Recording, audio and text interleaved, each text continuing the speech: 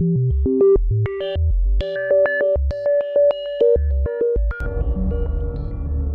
Holy Grail.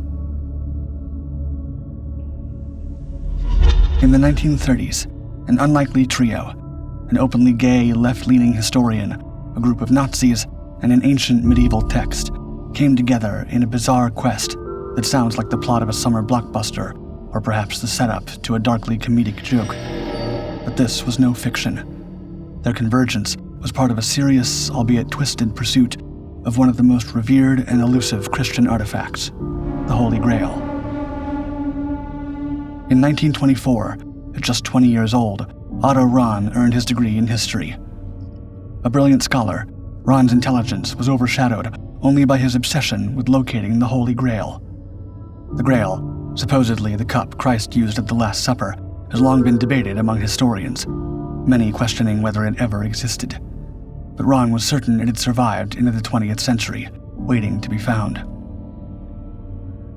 Believing that lines from the medieval poem Parzival held clues to the location of the Grail, Rahn embarked on his first expedition to the former strongholds of the Cathars in southern France, a now extinct branch of Christianity. Although he didn't find the Grail, he published a book detailing his search. This book caught the attention of Heinrich Himmler himself. Himmler, the fanatical leader of the SS, was as obsessed with the Grail as Rahn. Upon reading Rahn's account, Himmler decided that this brilliant historian, despite his open opposition to Nazi ideology, might be the man to finally unearth this sacred relic. Driven by his desperation to find the Grail, Rahn overlooked the dangers of aligning with the Nazis and joined the party in the early 1930s. The SS funded his next expedition to the Cathar ruins, but once again, Rahn's search ended in failure. He did, however, write another book detailing his journey. While Himmler appreciated the book, he was furious at the failure and reassigned Rahn to a grueling post as a guard at Dachau concentration camp in 1937. 2 years later, after resigning from the party, Rahn's frozen body was found in the Alps, a tragic end, likely self-inflicted. But the story doesn't end with Rahn. Himmler's obsession with the Holy Grail persisted, driven by a bizarre belief that Jesus, a Jewish man born to Jewish parents, was actually Aryan. In 1940, Himmler traveled to Montserrat Abbey near Barcelona. Accompanied by SS guards, he interrogated the monks about any knowledge they might have of the Grail's whereabouts. Convinced that the lines of Parzival pointed to the Grail's location at Montserrat, Himmler pressed the monks, who ultimately dismissed his theories. After making a donation to repair a local well, likely an attempt to influence Spain's fascist dictator Francisco Franco to join the war against England and France, Himmler left empty-handed. The Nazis never found the Holy Grail, and its location remains a mystery to this day, if it ever existed at all. Exon China.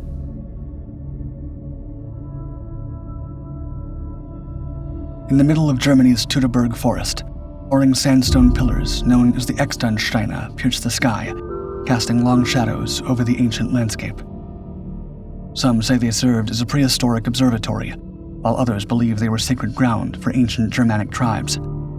It wasn't until the early 20th century, however, that the Exon China captured the attention of a darker force, the unearth.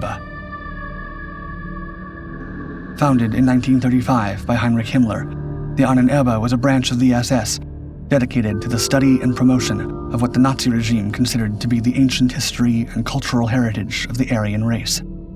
It aimed to validate the Nazis' ideological claims of Aryan supremacy by conducting research in archaeology, anthropology, and folklore.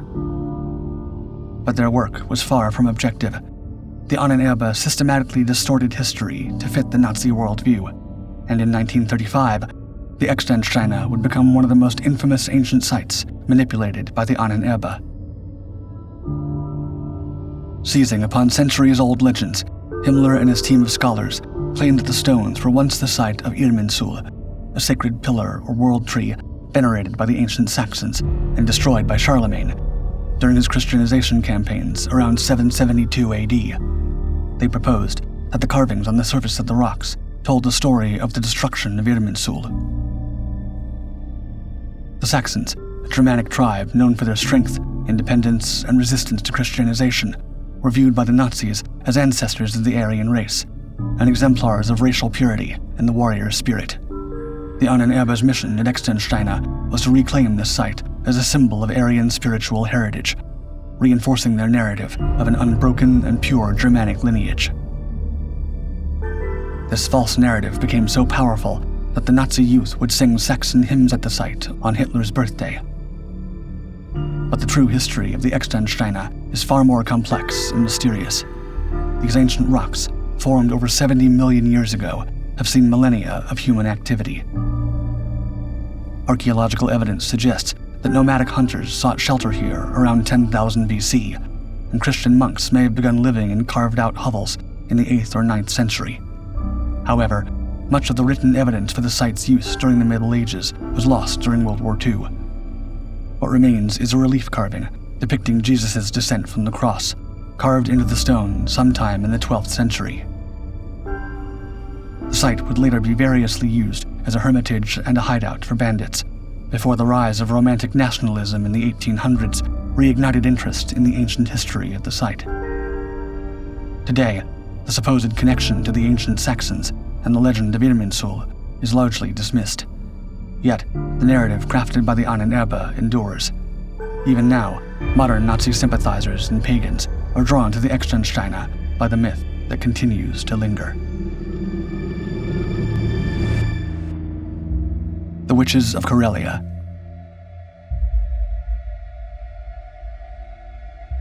In the summer of 1936, deep within the ancient forests of Corelia, a Nazi-backed expedition set out on a mission shrouded in myth and superstition. This remote wilderness, straddling the border between Finland and Russia, was a place where time stood still, a land of sorcerers and ancient traditions. Leading the expedition was Ilja von Grunhagen, a young Finnish nobleman fascinated by the region's legendary sorcery. His interest had attracted the attention of Heinrich Himmler, who believed Corelia held lost Aryan knowledge that could strengthen the Nazi regime. Grunhagen's task was to record the chants and incantations of Corelia's elders, those who still practiced the pagan customs of their ancestors. Accompanied by Fritz Bose, a Nazi musicologist, and a Finnish illustrator, the team embarked on their journey, armed with a new piece of technology, the magnetophone, a prototype tape recorder. Their journey led them to remote villages where they encountered people who seemed to belong to another time. In the woods near Suistamo, they met Timo Lipitsa, an elderly man with snowy hair and a distant gaze. Lipitsa had never seen a train nor attended school, living a life untouched by modern civilization. Persuaded by Grunhagen, Lipitsa sang ancient songs passed down through generations, conjuring a creation story that echoed the Kalevala, Finland's national epic. Bose meticulously recorded these performances, capturing every haunting note. To him, these songs were more than folklore. They were echoes of a distant past, hints at the origins of the Aryan race that the Nazis sought. The most mysterious figure of their journey awaited them near Salmi. In a small hut, Grunhagen encountered Tiwanaku, a 92-year-old soothsayer known as a witch. Villagers had warned him to stay away, but Grunhagen was undeterred. When he found her, she was picking mushrooms, her frail figure at one with the forest. She greeted him with a chilling revelation. She had dreamt of his arrival 3 days earlier, and she knew he had come to take her secrets. Reluctantly, Tiwanaku performed a ritual, summoning the spirits of her ancestors. But when Bose played back the recording, she was horrified. She believed that capturing her sacred chants had committed an unforgivable sacrilege, robbing her of her magical powers. By summer's end, Grunhagen's team had collected over 100 recordings. These were more than relics of a vanishing world. They were pieces of a puzzle Himmler believed could unlock the secrets of the Aryan past. Back in Berlin, the SS eagerly awaited the results, convinced that Corelia's ancient wisdom could serve the Third Reich.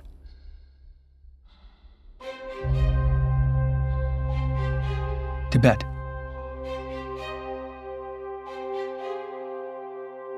On a cold January morning in 1939, 5 unusual figures entered the ancient city of Lhasa, Tibet. They stood out, young white men in Western clothing, their presence stark against the backdrop of the vibrant Tibetan streets.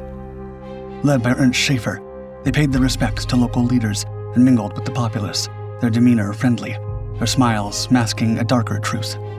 These men were emissaries of Heinrich Himmler. Ernst Schaefer's connection to the Nazis began years earlier, when his passion for exploration found an unlikely benefactor in Himmler.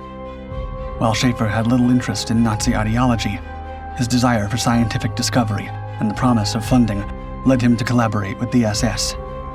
Himmler's goals for the mission were far-reaching and sinister. Officially, the expedition was a scientific and anthropological exploration. Schaefer's team was tasked with studying Tibet's flora, fauna, and people, meticulously documenting their findings. But beneath this academic facade lay the Nazis' real interest.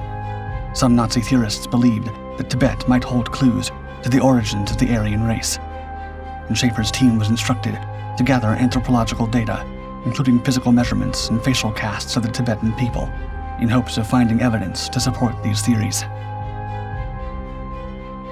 There was also a geopolitical dimension. The Nazis recognized Tibet's strategic location in Asia and saw potential in establishing ties with the region. Himmler envisioned the possibility of aligning Tibet with the Axis powers, or using it as a base for anti-British sentiment in the region. Initially, the British authorities in India, suspicious of the Nazi agenda, barred the expedition from crossing their territory. However, through political maneuvering, Schaefer and his team managed to enter the semi-autonomous region of Sikkim in 1938, setting the stage for their journey into Tibet. Over the next year, Schaefer and his men traveled through Sikkim and Tibet, documenting everything they encountered.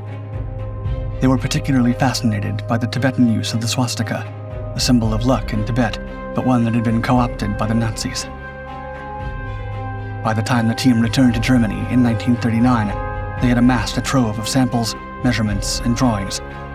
Schaefer presented these findings to Himmler, who was so impressed that he envisioned a new mission: to return to Tibet and organize a pro-German army to challenge British power in India. This plan never materialized, but Schaefer was rewarded with his own department within the Ahnenerbe in 1943. Tiwanaku.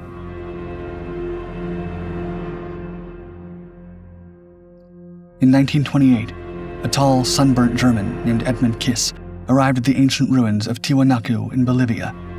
He was no ordinary traveler. Kiss was driven by a mission to prove a controversial theory that obsessed him.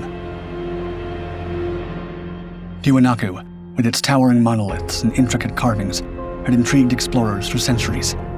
Massive blocks, some weighing over 400 tons, lay scattered across the site, remnants of a civilization that once ruled vast regions of South America. For Kiss, these ruins were potential evidence to support the world ice theory, a pseudo-scientific idea that claimed Earth had experienced catastrophic events caused by colliding moons. A year before his journey, Kiss had become a fervent supporter of Hans Herbinger's world ice theory, which proposed that such cataclysms had shaped human history. Desperate for proof, Kiss contacted Arthur Poznański, an Austrian expatriate living in Bolivia who had dedicated years to studying Tiwanaku. Poznański believed that the city's origins were not indigenous, but the work of mysterious immigrants from the far west, possibly dating back 17,000 years, a timeline he based on his interpretations of astronomical alignments. Intrigued, Kiss traveled to Tiwanaku, funded by a prize he had won in a writing contest. For months, he studied the ruins, sketching floor plans and analyzing carvings.